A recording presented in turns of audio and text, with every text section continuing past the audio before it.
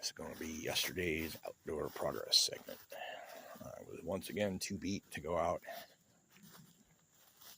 and do a recap. I have no idea what the sky's doing. Can't decide if it wants to be just overcast or dark overcast. What the clouds are doing is kind of mostly been like, should be white puffy clouds on blue sky, but there's this like overhead cloud layer. So it's a high UV day, even if it's a low sunlight day. So I mowed all of this. This is on the high setting because I figured there's no point mowing this side on the low. It's too much. Just got back a ways. Very incomplete job, but I got what I could get yesterday. I once again did the mowing pattern where I followed the shade along over time. After I got done with that, I mowed this, finished up all of that, and I got all the little, there was some stuff in the front that I needed to get.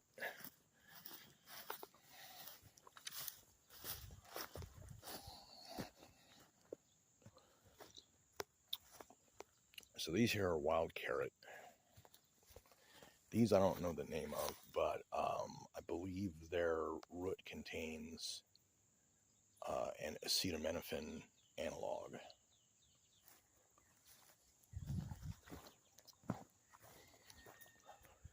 Today's outdoor progress plan, which I will show the recap of afterward, is I'm going to set some of these for some other vines. Kind of thinking this is going to be the first one that I do. And I may also do this one, but I don't know. I think we're about 5 feet apart this way, but we're too close for where I'm, as far as having them face the sun goes.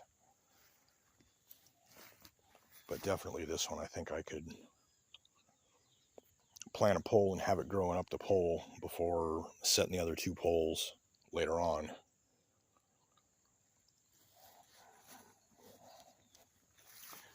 And I mowed over it without thinking, but there was a grapevine coming up in the middle of this big flat on the lawn, but I don't know if it's in a place that would have ultimately been good for laying out other vines, because I'll probably be planting some there.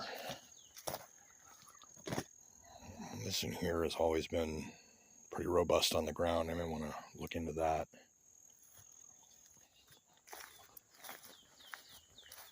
This needs mowed, of course. But yeah, after this it's a big yank on my neck every time. I haven't done anything else with this. What I really need to do is get the sharpener out and go to it on this chain so that this is sharp once again. Then I also need to segment that branch and get it moved. This is wild here. We got Siberian elm volunteer growing out of a trailer. Most of what's in that trailer is not organic. Yeah, so I haven't really done anything else with this since stopping the last time. I also want to give these trees a break off all the cutting and give them a chance to kind of recuperate. Oop, there's a squirrel.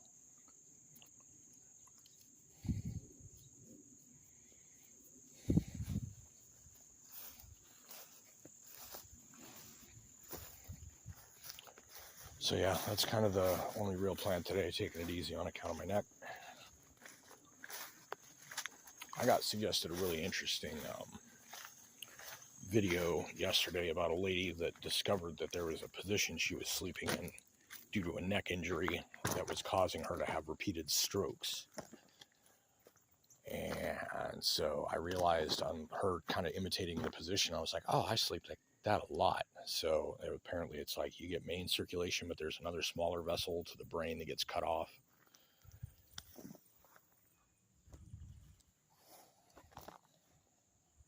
I've already been changing my pillow position these last week and a half or so. My neck's been so wild. So anyways, that concludes this segment. Once I have some additional trellises or anything else done, I will document that, I suppose. Oh, I was going to do some other wildflowers. I got a few things going here. There's going to be more.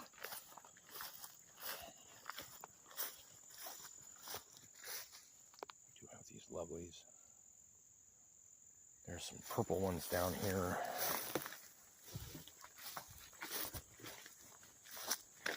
Way down here. This needs mowed. It's getting overrun with nettles, carrots.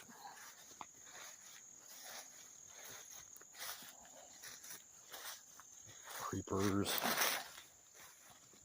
Vines.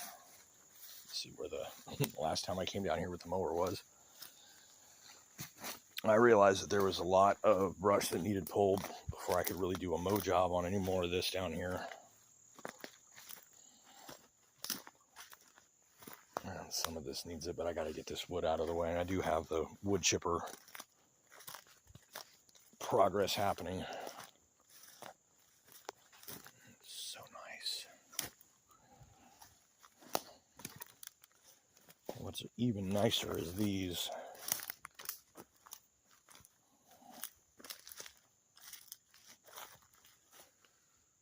Tried to avoid mowing as many of these as possible. Look at that brilliant color.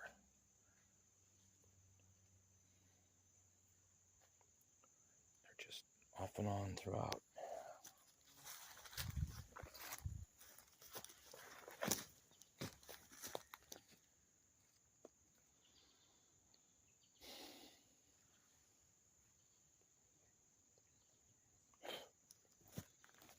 All right, now this concludes the end of the segment. All right, today's little first bit of outdoor progress is this frayed end of the steel rope. I can get it focus. Got these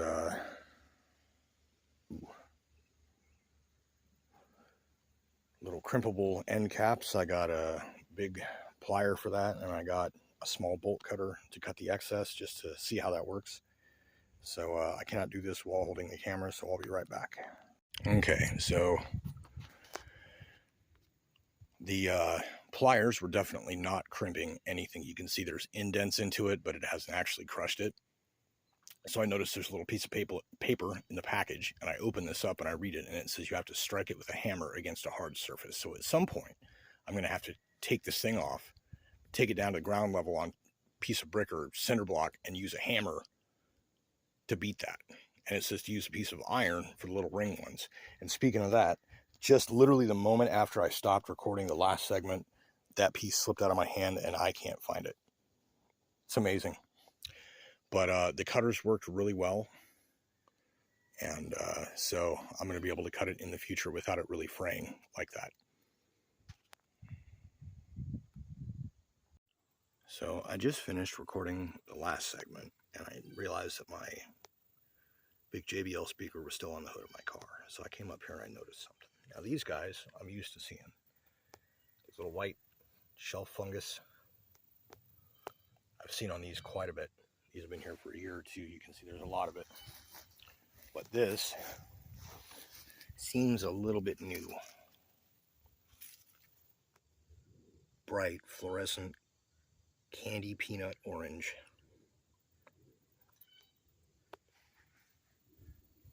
There's a few of them.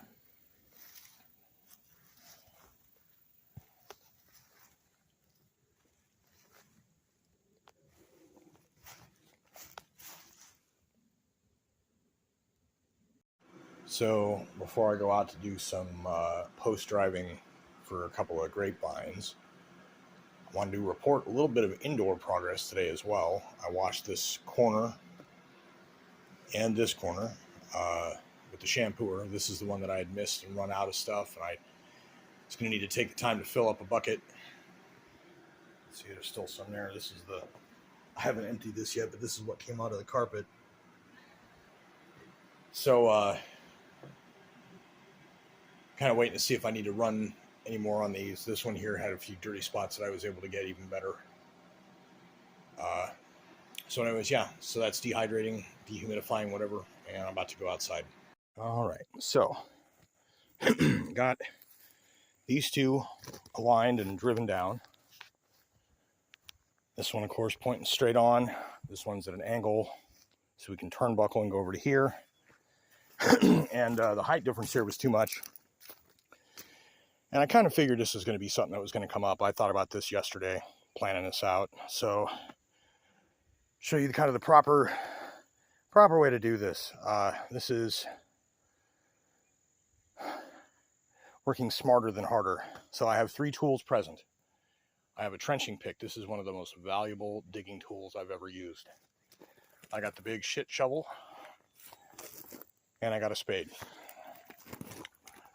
Let's see if I can't kind of show an example. You can see how big these clods are. Basically, you start picking at the edges and working your way with the trench pick. Oh man, okay, guys, I can wield this one-handed one time for you. So basically, you take a look at the spot you want to hit. You get a swing. Oh, that was way off target. You get a swing, and you use that and pull it back.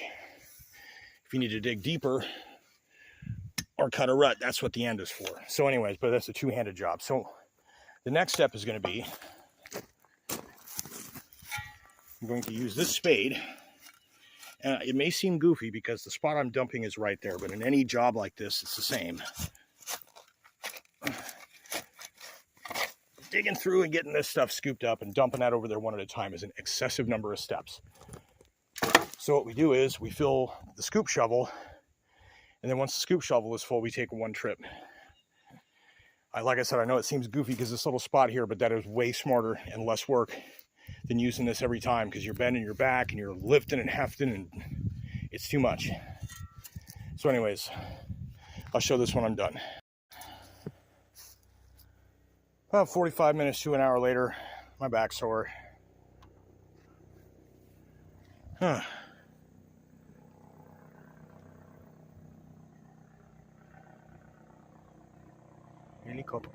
Helicopter. I believe that's the medevac.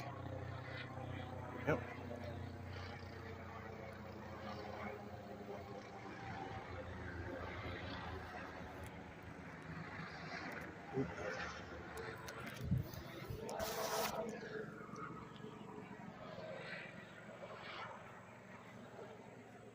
Helicopter.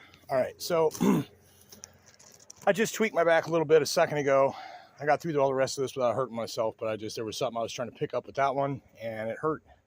Just a twinge, wrong angle. So this is what I kind of suspected, because it's been since 2019 that I built this thing here and made all these landscaping changes, that there are 1, 2, 3, and probably 4 of these 15 by 15 pavers. These are the same ones as those. This is the old stairs with the sidewalk that would come down, and somewhere up about there is where the slip occurred, where I came down and twisted my ankle, all messed up. My mom slipped and fell here and cracked a vertebra. She was going through chemo at the time and a lot of bone density issues. So anyways, yeah, I've dug this down. I got it, you can see the corner of the next one, and I've been able to feel the edge of the next one there. So what I'm now going to do that is clear is I'm going to kind of cut around the edge, and then I'm going to kind of get underneath and pry it up, and hopefully it's not too crazy or dense down under there, but the ground level is going to be almost a foot lower, which means it'll be right on with those. Thankfully, I don't have to worry about a root going down here or anything, because this won't be good for growing, but definitely there is no effing way that I was going to get one of those poles driven through that. So I'll show the next step when it's complete. All right, that part was actually really super easy. And I just wanted to show you this nicely compacted fine gravel that has been in place since probably about the turn of the century, was when this stuff was all laid down. Say 2005 at the absolute latest for any of this stuff. So anyways, now that that's there, I can measure over to where I want this pole to go, drive that in. Should be pretty straightforward, and we'll see. Okay,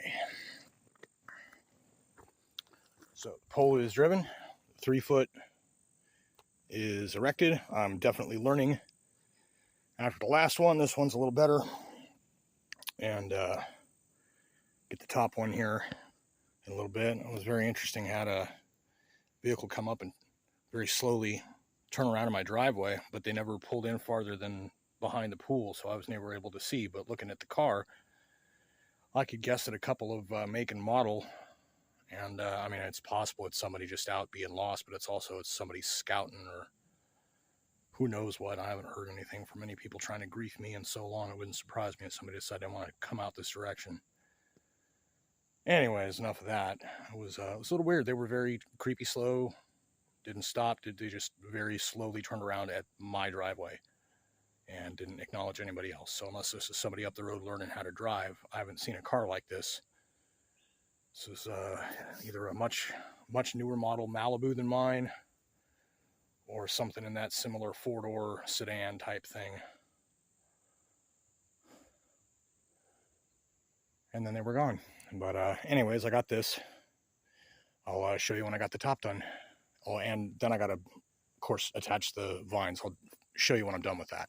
Okay, so got the 5-foot line on, 3-foot line on. Got the vine cut down to the main stem. Going to be a trunk.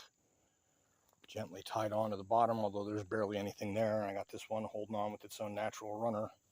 Although, eventually this one's going to need to grow tall enough to reach up to here, but it can't quite. So when this one comes out a bit, it'll come up and that'll become the top.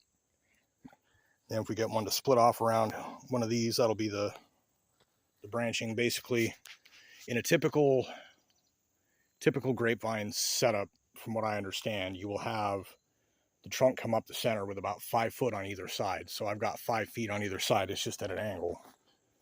And then this way we actually get morning sunlight, afternoon sunlight here, and we get full afternoon sunlight here.